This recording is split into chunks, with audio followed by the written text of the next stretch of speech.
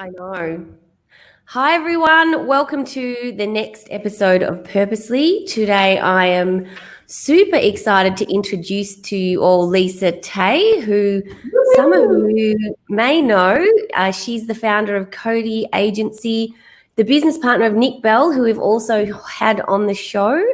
And we're going to show some funny pictures of you to give everyone an understanding of how many pies you have your fingers in. So, welcome. Thank you. Thank you so much for having me, Emily. I'm super excited. And look, I just hope that my episode is way better than Nick's. Oh, it's totally going to be way better than Nick's. No, I'm joking. He was awesome. He's a pretty funny guy, very down to earth, and he was very interesting. But yours will have a different slant, I'm sure. Before we kick off and get into it, the first thing I'd like to ask guests is, if you were at a barbecue, I mean, we can't go to barbecues right now because we're in Melbourne. We're part of the Victorian state, I think that they're calling us. Yeah. Or a dinner party. How cool would it be to go to a dinner party? So if you were at a dinner party or at a barbecue and someone said, "Oh, g'day, Lisa, what do you do?" How do you explain what you do? Because you have so many different kind of interests and businesses going on. So give us the spiel. That's a very good question, and be ready to have about an hour for me to explain. No. Cool. So really, I would say, to sum myself up, I would say I am someone who is super bloody lucky to love what they do. And I wasn't always like that because I used to be a tax lawyer. As you can imagine, that was quite challenging. But currently, I have a few little things on the go. So one of them is I run Cody Agency, which is a digital marketing company based out of Melbourne. And I've got the most incredible team, incredible clients, and I genuinely feel super fortunate that every day doesn't feel like work. I also have a new business venture with Nick. So it's called Listnic, lisnic.com, a combination of our names. we're very uncreative when it comes to thinking of names for businesses, but that's actually going to be connecting mentees with business mentors and mind coaches from around the world. So that will be launching in a couple of months. So that keeps me out of trouble. We also have a podcast together called Lick, uncreatively, combination of our names again. So we love giving back to the business community. So we share business tips and ideas and interviews with people from around the world in business. And then I've got a charcoal toothpaste, mouthwash, and toothbrush range called 101 Lifestyle, which is stocked at Mecca. So that keeps me out of trouble there. And I'm genuinely passionate about the beauty industry, so really love that. I've actually written a couple of books, one called Australian Beauty and one called Australian Style. So I love shopping. It's definitely one of my things that keeps me out of trouble. I'm shopping with skincare and fashion. And what else? I think that's it at the moment. Yeah. Wow, that's a really great way to sum it up. You've actually stolen my thunder a bit because I've got some pictures to show you and some questions to ask you about all of those different interests and how you bring it all together. Because I think this is a really common thing. This podcast is really about showcasing millennial entrepreneurship and sharing with the world positive stories of what awesome millennials are doing out there in the business community. So I was so excited to speak to you because I've been following you on LinkedIn for a while, and I won't say I've been stalking you, but I definitely follow your content and you're on there so often, and I'm sure you get this a lot, but I actually feel like I know you. Yeah, I do, which is really nice. I think my funniest incident of meeting somebody was I was at my local Japanese restaurant and I looked terrible. I was in active wear. I don't even know if I had makeup on. And someone actually came up to me and said, "Are you Lisa from LinkedIn?" I was like, "Oh, initially." I was like, "No." How funny. Yeah, it's actually funny because, when you put out content, it's like you can't even imagine people watching it or listening to it. And I feel super fortunate that people have engaged with the sort of content that I'm putting out, because I don't feel like I'm anyone particularly special or qualified. I just happen to love what I do. I love creating content and I love sharing knowledge. So I feel really fortunate that people have taken the time to actually look at what I'm putting out. So I really appreciate it, and I really appreciate your support, and for you getting me on. It honestly means a lot. Amazing. So my next question is, you touched on something before which I didn't know about you, and that is that you used to be a tax lawyer because you don't look like a tax lawyer, not that I'm stereotyping and saying that tax lawyers might look a particular way. And what you're doing now is so far removed from that. You're working in the digital space, you're working in the beauty space, and now kind of the mental health space. So how the hell did you go from being a tax lawyer to where you are now? Like, what's the story behind the story is what I like to delve into. Yeah, look, you're definitely not wrong. I don't think I ever really fit into the tax industry because I've always loved fashion, and my parents actually, I wanted to be a fashion designer, but A, I couldn't make clothes, and B, my parents are pretty conservative. So I think they were just like, I don't know if this is going to work for you yet. Why don't you try doing something a little bit more, where you're guaranteed to get a job? So I ended up doing a comm law degree, and then I ended up starting my career at KPMG. So that was interesting, to say the least. Moved to a law firm, and then I moved to the tax office. So I was just in tax the whole time. I'm like, what am I doing? Like, I actually don't know, because I just kept moving around thinking it's going to get better. It's going to get better. It's like, no, it's still tax, you idiot. Like, it's not changing. So boring. Yeah, and no offense, like there are people out there who love it and they enjoy it and they're good at it, and that's great. It was just never right for me. And I just remember every day I'd look at my clock, I'd be going, oh my God, is it 5 o'clock yet? Is it 5 o'clock yet? And I really am someone who's driven by the desire to be happy. So I just thought, you know what, like there's got to be something else out there. There's got to be more than, just counting down to retirement effectively, which is what people actually do at the tax office. It's kind of a bit like The Office, the sitcom. I'm like, oh, yeah. It's quite accurate.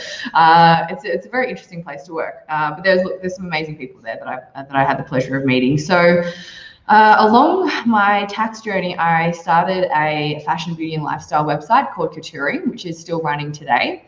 And my former business partner and I started that, and it allowed us to get a real insight into the digital marketing landscape.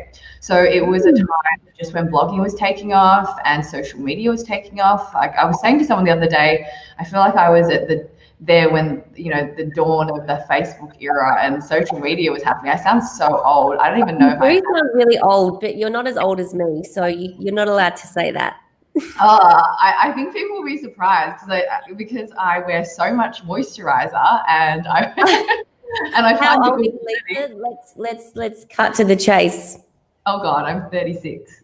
You're 36. All right. Well, I'm 42, so I definitely beat you. Okay, you don't look 42. Oh, so thank you. I use Arbonne, the brand. Yeah, yep. Okay, and I'm just happy. I'm happy. Yeah. I'm a happy person. I don't, do that.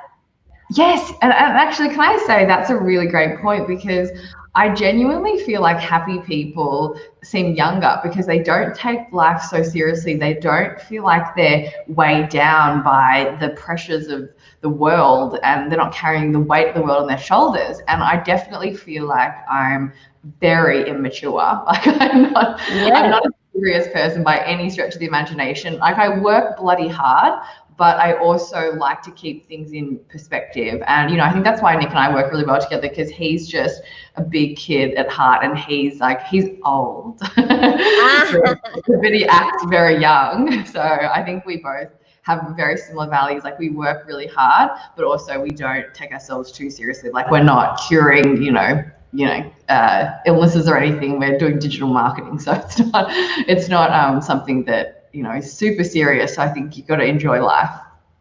Someone's just made a comment and asked what products you use because you look 26. So oh my God, who is that person? So lovely. Thank you. You're going to laugh. I wear so many products. Like it's not even a joke. I'm wearing probably about 10 moisturizers at the moment. Wow. Holy shit. I know, and it's funny because someone I met this week goes, I need a recommendation for, it was a guy, for a cleanser, a moisturizer, and something, I can't even remember what else it was. And I thought, oh my God, this poor guy's just going to get a list of about 1,000 products. Wow. What's your favorite moisturizer though? The one that you just could not live without? That's a really good, oh God, that's like really asking me to pick between my, I don't have kids, but I imagine that's what it's like. Oh God. I've got a couple of brands that I really love. I love Edible Beauty, which is a natural Australian skincare brand. They have this incredible desert lime exfoliator, which is like, it just makes your skin feel baby soft. La Clinica, so these are all Australian companies actually. La Clinica, incredible company. They do really great formulations that are good for anti-aging. So their retinol and vitamin C are incredible. I love The Ordinary for something that's cost effective. So I just got they've got a peptide formulation called the Buffet, and it's got copper peptides in it, or it's got copper in it. It sounds really gross. It's actually blue when you bring out wow. Where do you get it from? Amazing. You can just get it from Priceline, so or wow, online. cool. So I don't know if you know, have you heard of The Ordinary? No, I haven't. Oh, it's actually a really interesting company. So it's God, you could just honestly go into the history of the brand and it's incredible. It's just crazy because the founder of it, he actually was like a visionary, but I think he was nuts, like a little bit crazy. So his company got bought out by Estee Lauder. So the head company is called Deciem, and there's about 10 different brands sitting in that stable. And he actually, I think he jumped off the balcony of a hotel. So he got bought by Estee Lauder Group. Then they took a restraining order out against him because he went crazy. And then, so he's unfortunately, he passed away, but I got to interview his business partner, who's now the founder she runs Deciem, and she was incredible. She was such an amazing woman who really led with such kindness. She was one of those women that really just sounded so genuine and almost like really sweet. And she's heading up this multi-million-dollar company. And for me, that really resonated with me, because I would say that I'm a leader that leads with kindness. Like, my team would all vouch for the fact that I'm an absolute softie, and I thought that would be something that would be not necessarily I guess not celebrated, but I think kindness can be perceived as a sign of weakness. So I do feel really fortunate that I work with people who really accept me for me and all my crazy quirks and flaws, and they really don't try and change me. They look at my strengths and say, okay, yes, you're going to think about crazy ideas and think of new things that we can sell. You're horrendous with following process, but that's okay. We can work around you. If my head of ops Lad is listening, she'll just be going, oh my God, you're crazy. You really are good at process. And it was actually funny the other day because, sorry, I'm like going way off on a tangent. No.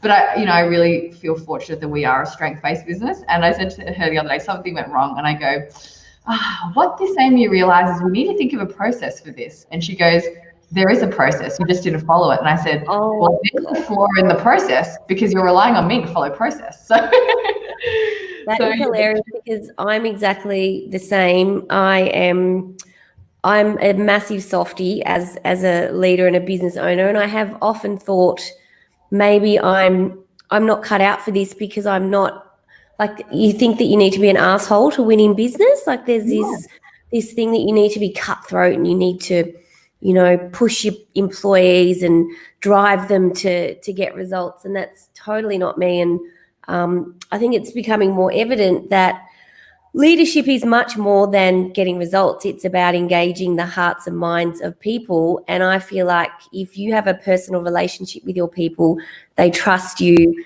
they can see that you're human, they are so much more willing to go the extra mile and do the hard yards because they want to do it for you, not because you're telling them to. Yeah, look, and 100%. And some leaders lead with fear and they want their team to be scared of them. And, I think people might work out of fear for you, but they're never going to go above and beyond to actually help you or your clients or your business. So I personally don't agree with that leadership style. It might work for some people, but I just think that, especially given the current climate, it's super important to be leading with kindness and empathy. I love it. You're talking my language. So your business, Cody Agency. So how did you meet Nick Bell? Like, where did you two crazy cats meet? I want to hear the story. Oh God. So I actually started Cody Agency with my former business partner and we'd been running it for about 4 years. And then I think it was at the start of last year, I happened to see Nick on LinkedIn and he had in his LinkedIn bio looking for agencies to invest in. And at the time I had no idea who he was. And then so I reached out to him, DM'd him, he got back to me and we had a chat on the phone. I thought, yeah, this is someone that I feel like gets where I want to take the agency, understands our challenges. And then so he said, okay, let's meet up. So we met up and he was so scary. Can I tell you? I'm sorry, I've just forgot to plug my laptop in. Oh my God, I'm such a loser. I always do something like this. It's either the heater or something. Just keep talking. I'm just going to plug myself in so that we don't lose each other. No stress. That's so you just randomly found him on LinkedIn. I did, and I don't know why because normally I'm pretty, good at doing a bit of research about who I'm talking to, and for some reason I didn't, and I'm not sure why in hindsight. And then so I went to meet up with him, and like I always tell him this, like he was so scary because I'm like obviously a bit of a softie, but he's so direct, and yes, he is, yeah, isn't he? super direct. It's so funny because I listened to his interviews versus mine, and I'm like la la la la la, and then he's just like answer. It's just so specific. Do you guys complement each other in a business context? Because I think it's important. I've had business partnerships before, and it's really important to not have people that everyone have been really good at the same things. That doesn't work. Yeah, absolutely. So I think the way that we're similar is that we both have a really strong work ethic. So we work really hard and we also both enjoy what we do. So we don't take ourselves too seriously. But yeah, our values, I think, are similar, but our approach is quite different and our skills and our strengths are quite different. So I think that's why it works really well. But yeah, I just remember meeting him going, oh my God, who is this guy? Honestly, like it's just so different to the way I do business because I'm a bit more relationship building, I'm friendlier, I'm warmer. Whereas we hadn't even sat down and he was going, so what's your profit and loss? What's the revenue? What's this blah, blah, blah. Yeah. Oh my God, this guy's so intense. And then it's really funny, isn't it? Because when I did the interview with him, we're talking about COVID and the impact that it's had, and he's like, I got my team together, and I'm like, everyone needs to work like 100 times harder than they are now if we're going to survive this. Like he was just so, and I was like, oh my God, that is hilarious. But that's his thing. Yeah, and look, to be honest with you, the thing is like there's so many leaders out there who are like, you better work your butt off, you work really hard, I want you to work after hours and do all that, and you know that they're doing nothing. Like they're not working their butt off. But to his credit, he works so freaking hard, and he's like one of the hardest workers I know. So got to give him a rare compliment every now and then. That's right. And I have listened to a number of your podcasts, and you two are pretty funny. It's like you're like yin and yang. And I'm just going to show a really funny picture now. So, I'm scared. So tell me about this. Is this real? Like, did you really meet Rafa Nadal?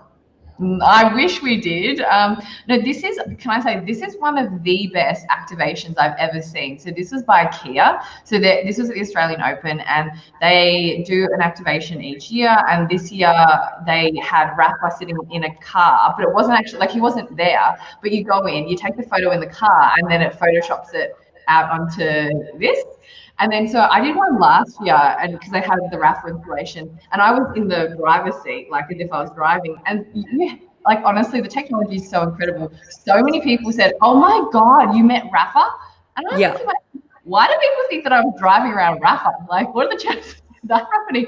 But the technology is so crazy, like how they do it just looks so real. So they've done such a good job with that. So fingers crossed we'll be back for the Open next year. But yeah, Kia always do really cool things. So is Kia one of your clients? I actually work with them as an influencer. So I'm sort of lucky. I'm not like definitely not influential, but I've got a bit of a small following on Instagram. So I'm super lucky because I get to work and do some cool things with brands on one side. And then as an agency owner, we get to do some crazy cool campaigns on the other side with influencers. Amazing. All right, I'm just going to show another picture now. I definitely feel like this is your life and I'm scared. Oh, yeah. So I want you first. Well, I love Garyvee, so I was like so jealous that you met him. But we'll talk about that in a minute. Tell us about when you went to New York and you did this trapeze thing, because I feel like I'm like so stalky because I know all of this, but I follow you on Instagram, so, you know. But when I saw this, like one of my things is about pushing your own boundaries and always trying to do the things that scare you. Or when I saw this, I was like, yeah, go Lisa. So you're afraid of heights? I feel nervous just looking at that photo. Oh my God, you did so well. Like you were pointing your toes. You looked like pro. So tell us about your experience of doing this and why you did it. It was so lovely. So I was staying with one of my friends, Ward, who's actually an Aussie artist who's living in New York, and he is always about trying to push me out of my comfort zone. So he was talking about doing trapeze, and I've always been afraid of heights. So I thought, oh, it can't be that bad, right?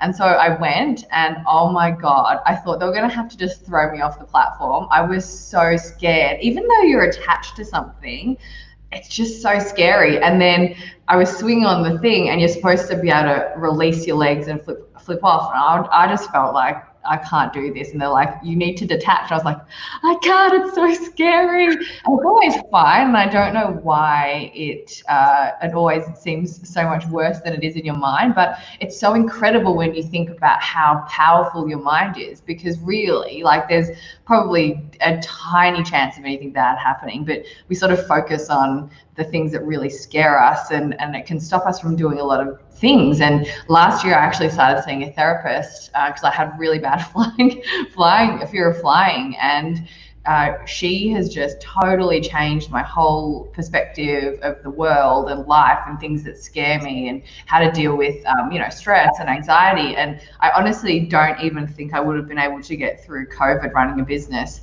without having invested so much in my mental health. So I highly encourage people to do that and not feel embarrassed about talking about mental health challenges. And I often do that on my LinkedIn, because I think, as someone who has a small platform, I feel that it's my responsibility to make sure that, I'm being part of the discussion and encouraging the discussion around mental health. Amazing. And so what did you learn about yourself by going through that process of facing your fear? Look, that's a great question. So I really learned that, like, if you can overcome mentally things that are blocking you, you can do things that you might otherwise not have thought that you'd be able to achieve. So, and I mean, it seems probably so easy for someone who's not afraid of heights, but when you're standing on that platform and you're looking down and they're saying jump, you're just like, that is literally the last thing I want to do. I just want to climb back down the ladder and get onto solid ground. So it's just incredible if you can harness that fear and isolate it and overcome it. Like, you can really do anything you want to do. There's nothing that's stopping you, and other than your mind, really. Exactly. And I think it's a great metaphor for life. Like, we avoid doing the things that scare us the most, but from my experience, they're the things that give us the most growth and show us what we're capable of. So I'm really passionate about pushing myself constantly. And I've started doing ice baths. So I don't know if you've heard of ice therapy, and breathing like Wim Hof. I don't know if you've heard of Wim Hof, but Wim Hof. I reckon that you would love it. If you love doing stuff like that, I'm going to challenge you to do an ice bath, Lisa. That's your next thing. Jesus. So look, a few people have, like I've spoken about Wim Hof. I think Nick actually does something similar. My partner actually has done ice baths before, and I literally couldn't think of anything worse, but you're right. I need to push myself out of my comfort zone. So I will do it and put it on LinkedIn. All right, awesome. Well, I can help you because one of my friends, his name's Lars the Ice Viking, and he does ice baths in Middle Park, and he's hilarious. So I think that we should even do it together or something. But I think it'd be amazing for you to do an ice bath, go to the next level. But you're scaring me. I'm literally sitting in the hot water bottle. I'm like, I'm trying to get my team to do it, and they're all hating on me. We did it just before we locked down. We did an offsite together, and we Lars did a whole breathing exercise with us. And then we talked about the next step is for everyone to do an ice bath, and I was getting death stares from everyone, as you can imagine. Oh my God, I can't even do a cold shower. But can I tell you, I used to do competitive swimming when I was growing up. And wow. Yeah, like I was doing state swimming, and I remember going out to these places in the country and doing the competitions, and they were outdoor pools. God damn, you can't breathe when you jump in. You're like, oh my God, it's so freaking cold. Oh my God, I just can't even feel like I'm going to make the other. You'll be a natural. You'll be a natural at that. With the breathing exercises, you'll just absolutely kill it. But okay. Let's talk about Garyvee. How the hell did you get to meet Garyvee? I mean, he's such a dude. I love, I do a lot of stuff in the millennial space, and he obviously resonates a lot with millennials. So tell us about how you got to meet him, and hilariously, the most disgusting smoothie ever that you made with him. Oh my God, that was fucking so funny. Yeah, so I actually literally just messaged them, and he was coming out to Australia, and they said, yeah, let's do it. So Nick and I actually went up to Sydney, and we had the chance to meet him, and he was so interesting because literally every second he's not engaged in conversation with someone, he's on his phone, and he is doing social media. Like, he's obviously managing so many platforms. He's got a group of people following him who are capturing like his every move. And he is honestly quite incredible because when he's engaged with you, he is so focused in the conversation, and you can tell he's so present. His mind is moving a million miles an hour. And say, for example, if you've done a lot of interviews, so when you ask a question, normally people might take a second to think about it. And he literally answers it as soon as you finish asking the question. So his mind is able to not only process the question, but process the answer as you're asking the question. So it's honestly mind-blowing the way his mind works. And I've always been someone who, I grew up thinking in content. I'm really passionate about creating content, but I always want to try and challenge the norms when it comes to creating content and not do things that other people are doing. So when I had the chance to interview him, I thought, okay, he would have done so many sit-down interviews in his whole life. What's something really different that I can do? And I thought, you know what? Why don't we just try and make a smoothie, like an Australian smoothie, and do that as we're talking? And I wanted to make it really disgusting. So we have a Tim Tams in there, burger rings, a Big M, Vegemite, cheese. And it just made it a little bit more dynamic. So we're making the smoothie, made the smoothie, and then I'm really competitive. So I said, hey, why don't we scull it? And then he goes, yeah, sounds good. And he absolutely sculled that faster than I could have ever imagined. And I was just there choking because I was like, this is really quite gross. But yeah, I can imagine it looked disgusting, but hilarious. I love the way that you want to challenge, the status quo and the normal way of doing things. That really resonates with me. And I think that's such a millennial thing. Like, you guys are disruptors, you think differently, you challenge the norms, and you can just see the way that that's shaping the world around us. So I love that. And I'm going to show you that I've got one more slide. Actually, no, do I have another one? So tell us about meeting this amazing woman. Firstly, is this the woman who that movie The Devil Wears Prada? Is this the is this I've forgotten her name. Is it Anthea? Anna Wintour. She's so Anna Wintour, that's it. So was she scary in real life? Well, like if you love fashion, she's like the pinnacle of fashion. So she's the editor of US Vogue, and she's the most powerful person in fashion in the world. So she pretty much can create a brand or kill a brand or a trend just with the click of a button. So for me, she's always been someone that I was dying to meet. And I was actually at the Australian Open with Kia, and we were in this amazing restaurant, which is right near the Rod Laver box. So we were in there prior to the event, and I knew that she was here for the tennis. I didn't know she was going to be there that night. And I look over at the bar and I go, oh my freaking God, it's Anna Wintour, and she's just standing there. And I go to my husband, I go, oh my God, I'm so freaking nervous. She's over there. Can you just go and see if people are like talking to her or taking photos? And he goes, you're crazy. Because obviously for him, it's just like, she's just like a normal person. So he walks over and I look over and he's freaking talking to her. I go, oh my God, he's talking to her. So I run over. I'm like, hi. And then he goes, oh, hi, Anna. This is my wife, Lisa. She actually loves fashion. What do you think of her outfit? I'm like, don't effing ask Anna Wintour what she thinks of my outfit. And I was like so nervous and so scared.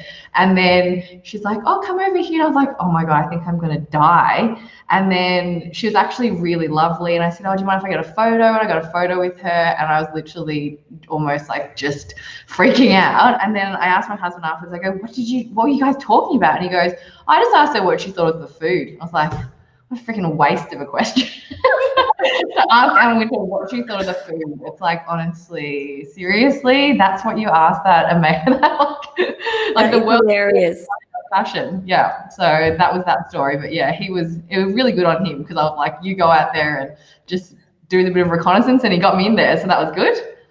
So you were totally fangirling, and then she ended up being nice. Isn't it funny though how we put these people up on a pedestal and we think that they're just so amazing, but at the end of the day, they're just a normal person like you and I, like who eats food at the tennis.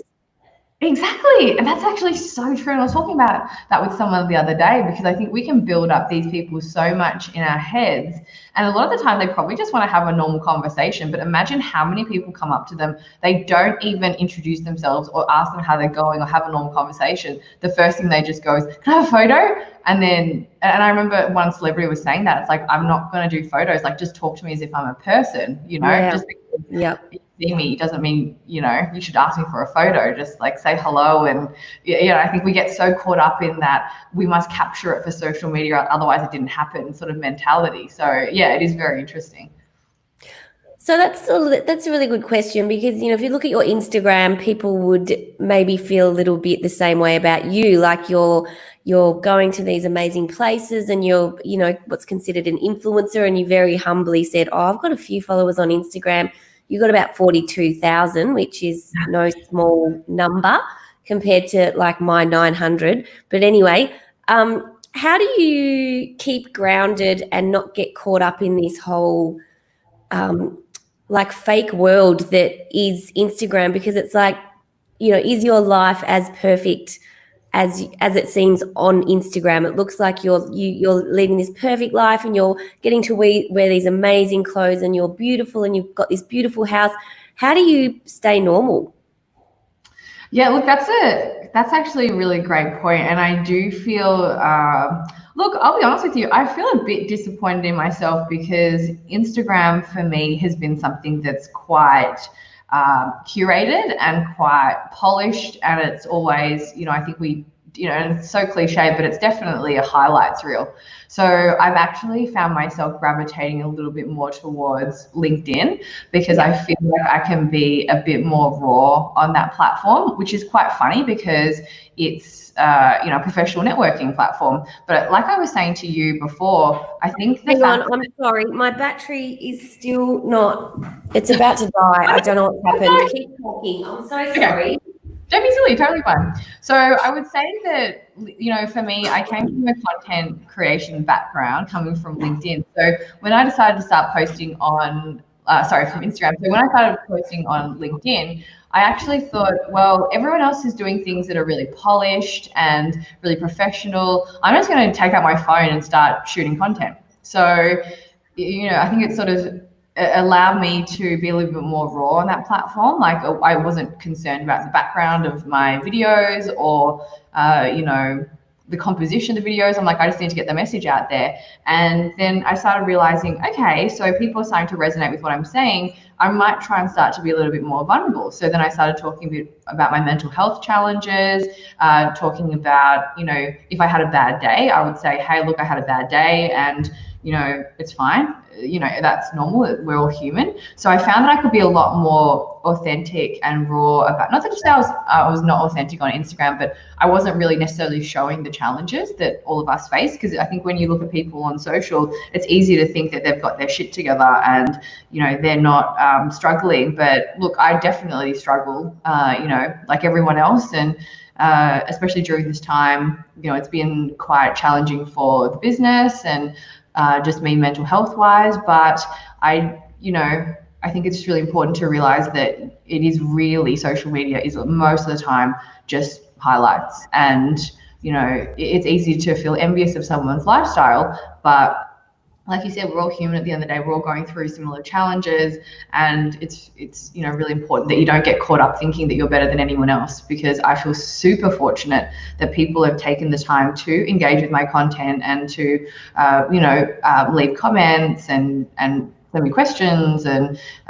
even every like and share. Like, it really means a lot to me, because I feel that I'm trying, especially on LinkedIn, I'm really trying to spread positivity and, encourage people to be open about their challenges and not judge other people. So I feel like it's quite a positive platform for me. So I feel really fortunate that, I've been able to connect with people like yourself through the platform. It's amazing, and thank you for being so honest. And I think that's why people like you, is because you're real and you're not like pretending to be someone you're not, and you're really open. So that's what I love about doing these interviews and speaking to millennials, is you guys are so generous with your time and so collaborative. You're willing to just get on here and talk about what's going on for you, and it's a beautiful thing. And I think we need to do more of it and stop pretending that our lives are perfect, because they're not. And it is okay to not be okay. And that leads me to my next question, because you touched on it before, but you and Nick have recently started an amazing initiative, and I think it's been born out of COVID, and that is connecting mentees and coaches. And I do a lot of coaching with millennials, and I actually just registered on your website before this. Thank you. So I'm really interested in what this is about and why you did it and how people can get involved, because I think it's an amazing initiative. Thank you. Thank you so much. We're both super passionate about helping the business community, and that's why we post content regularly on LinkedIn. That's why we started the podcast. And I think the challenge for us is we're just two people who are also trying to run businesses. So we don't have time, unfortunately, to help everyone that asks us.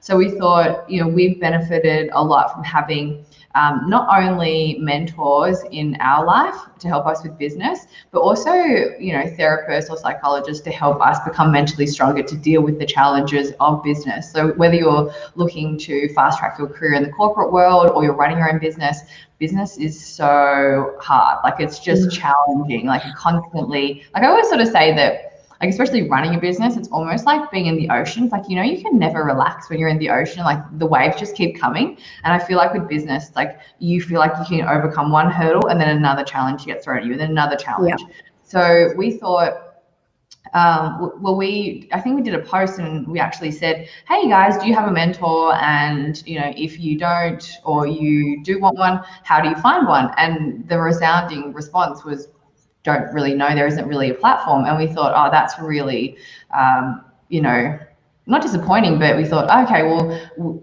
there's an opportunity here to help people connect all around the world with people who might be able to help them be better at business. So then Listening was born. So we're just in the process of building the platform at the moment, but you can go to listnic.com, which is LASNIC.com, and you can actually register for early access to the platform. So what the platform will do is it will allow people to post jobs. So they can say, okay, I'm looking for a mentor who can help me, 1 day a month. They want X amount of sessions to help me overcome X, Y, Z, or to help me scale my business, or to help me expand overseas. So they can post that job out, and then mentors from all around the world, or mind coaches from all around the world, can then respond to the job, and then they can hopefully find someone who can then assist them with whatever business challenges they're facing. And then all the sessions are done through the platform via video conference. So that's why I think the strength is you don't need to have a mentor that's in your own state anymore. You can literally be talking to multiple mentors all around the world. And I honestly feel like and I'm sure, and I'll be interested to know from your perspective,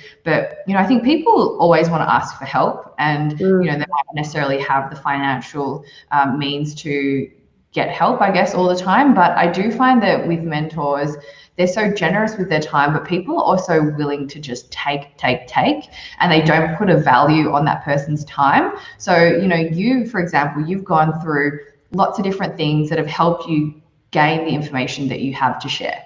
And that's worth something. So I want mentors to actually be rewarded for sharing knowledge, which they don't actually have to share if they don't want to, but they should also be rewarded for all the time and effort that they've put in to gain that knowledge, and for their time to actually sit there and coach someone through things. So, people like yourself are super valuable to anyone who's looking to grow their career or be successful in the business world. So we want to make sure that people can find those people and connect with them. Amazing. Such a fantastic initiative, and so important right now, because I think that as a business owner, it can be really lonely sometimes when you're going through shit, and it's really helpful to be able to speak to someone who's been down that road, and just to know that you're not alone and that you've got someone to chat to. So amazing initiative. I could talk to you all day, but we probably should leave it there. So no, finish. I'll just hang out here all day. We'll get you on again when we do an ice bath. Oh Lord, okay, I'm up for that. Yeah, all right. A challenge accepted. Yeah, exactly. Well, thank you so much for having me. I've honestly had the best time, and if anyone wants to ask any questions about anything, please shoot me a message on LinkedIn or Insta. Would love to help out where I can. Amazing. And we'll be sharing all of Lisa's handles in the podcast. But thank you so much for generously giving up your time to share your experience with the community. It's been amazing meeting you. I knew that I already liked you because I know you from LinkedIn, but now I really like you.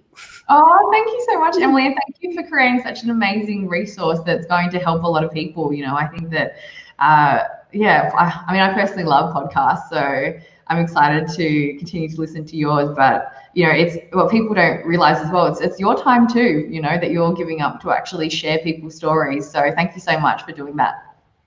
No problems. Thank you so much for being on the show. Thanks, Emily. Oh, hang on.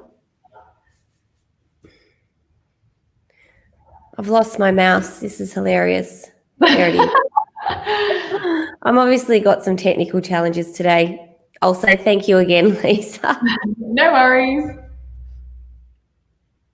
Did that actually even work? Oh my God.